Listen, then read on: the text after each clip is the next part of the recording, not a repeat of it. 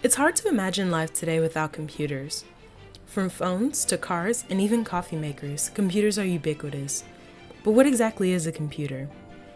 By today's standard, a computer is an electrical device that stores data via an input device, processes information, and returns data. But it wasn't always this way. The earliest known computer was the abacus. This device, used by ancient Romans, included beads on a metal rod. These beads were slid back and forth to perform calculations. The first mechanical computer was created by Charles Babbage, which used punch card technique to perform calculations. During the 19th and early 20th century, the formal name for a computer was defined as a person that performed calculations. The first electromechanical computer didn't come along until 1937 with the Mark I.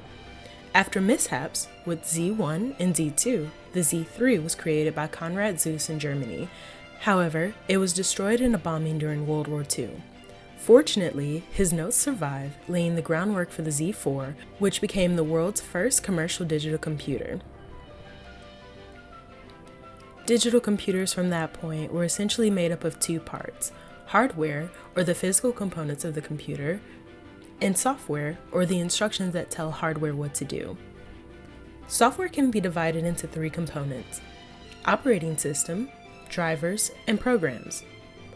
An operating system is a program that manages the resources of a computer's hardware and acts as an intermediate between the user and the computer. Early computers had to have their own software tailored to manage the specific hardware of their computer via the command line interface.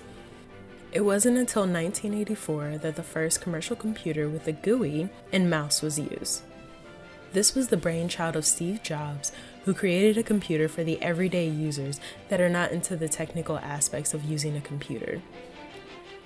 The operating system was known as Mac OS and only available for the Macintosh. During that time, the Macintosh was sold for $2,495, which amounts to $7,039.47 adjusted for inflation today. Another developer at that time felt it was more of a market for licensing operating systems with a GUI. That developer was Bill Gates, and he, along with Paul Allen, founded the Microcomputer Software Company, which was later renamed to Microsoft. Gates, who was already a millionaire at that time for building an interpreter for the Altair Basic, licensed the 86DOS from Seattle Computers for $75,000 to build the MS-DOS operating system, which was used for IBM's computers. Microsoft dominated the PC market, selling their operating system for $100, and almost ended Apple until the company was saved in 2007 by the introduction of the iPhone. With the Macintosh costing $2,500 and Microsoft at $100, users looking to use computers had to pay a hefty price tag. A Finnish software engineer by the name of Linus Torvalds envisioned a free operating systems for users, and in 1991, he developed Linux. With Linux being open source, users could fully view and edit code, which created the thousands of distributions we have today. Drivers are a specific type of software that controls devices attached to the computer. Let's say you have a gaming computer and you want to add accessories such as a mouse that captures your fine movements. The engineers that created the operating system for your gaming computer can't code for every possible feature across thousands of possible mouses you may pick, which is why drivers are created and installed to add specific code that acts as an intermediate between the operating system and the device. Then you have programs. Application programs differ from system programs since they interact with each other and not the hardware of the computer. Programming can be broken down into two categories. There's high-level programming and low-level programming. The difference between the two lies in how much abstraction the language has. Abstraction can be defined as how close the language is to computer code. Computers only understand ones and zeros. People typically communicate through words. To bring the two together, programmers have created programming languages, which are closer to human language as to be understood by programmers than compiled or assembled into machine language. Languages closer to human syntax are high-level programming languages, and require a compiler to be read by the computer. Languages close to machine code are considered low-level and require an assembler. To get an idea of an assembler versus a compiler, think of a waiter at a restaurant. If the waiter were like an assembler, they would take your order, course by course, serving you one course before proceeding to the next. This takes up time throughout the meal, but if you change your mind or make a mistake, you can make the changes before it's made in the kitchen. If your server were like a compiler, your entire order will be taken at the beginning and served at one time. This step is slow in the beginning, but returns results quickly. The drawback is that if you change your mind about a meal, you can't make changes until it's already made. But how does translation work? Well, at its simplest level, machine code is kind of like a light switch. It can be on or off. Since there are two options, this is given the name bit, which stands for binary digit and has a base of 2. Bytes are made up of 8 bits and are the keys to binary conversion.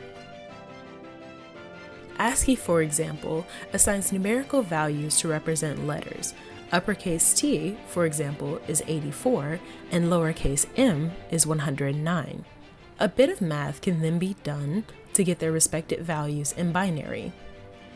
These conversions are also key to how computers calculate colors. Through base 16 hexadecimals, millions of colors can be formed. Computers achieve this by adding together the primary colors, red, green, and blue, to form the hexadecimal value given to represent how much of each color is present. As you may have noticed, hexadecimals use numbers and letters which represent the digits 10 through 15. Letters are used so that there is only one character to represent a value. Looking at numbers such as 123, we can break the value down to 1 100, 2 tens, and 3 ones. Hexadecimals work in that same fashion in that there is a 16s place and a ones place. 123 in hexadecimal has 7 16s and 11 ones, therefore is given the value of 7b. All base conversions can be calculated this way, whether it's base 2, 10, or 16. Contrary to software, hardware is the physical components of a computer that you can touch. Computers are typically made up of a central processing unit, memory such as RAM, hard drive or SSD, input-output devices, and networking devices. The central processing unit is considered to be the brain of the computer, capable of doing mathematical and logical operations. The CPU is responsible for performing the base calculations like what we discussed in the previous section to render programming languages into binary. The central processing unit also uses logical operators such as AND, OR, NOT, or exclusive OR to determine the outcome of a given process. What really sets computers apart from other devices is its ability to send and receive data. This is done through networking hardware that connects computers to the internet. To connect, devices need a MAC address, which is used to identify unique devices, and an IP address, which identifies the internet you are connected to. Think of doing homework at a coffee shop. Your MAC address would identify the computer you are using, and the Wi-Fi at the coffee shop would identify the IP address you are using. And if you're sending and receiving data, you'll likely want a place to store it, which brings us to the memory section. For the most part, memory comes in two forms. There's random access memory, or RAM, and drives. RAM stores small amounts of information for fast retrieval, but that information is lost when power is interrupted. RAM can be static, which uses transistors to save on power, and stores less data, but is fast when accessing that data. RAM can also be dynamic, which stores more data than static RAM, but is slower. This is because dynamic RAM uses a capacitor, which is where the data is stored, and one transistor, which is what is being stored. Data can be stored long-term through SSD drives and disk drives. Disk drives use a motor to spin the disk under magnetic material which reads and writes information to the disk. Disk drives store data via file allocation tables that fragment information onto the disk. It can hold more data than the SSD. SSDs do not have moving parts and store data by injecting or removing electrons from flash cells, changing their charge from 1 to 0 for binary representation. Because of this, data stored on an SSD can be lost over time.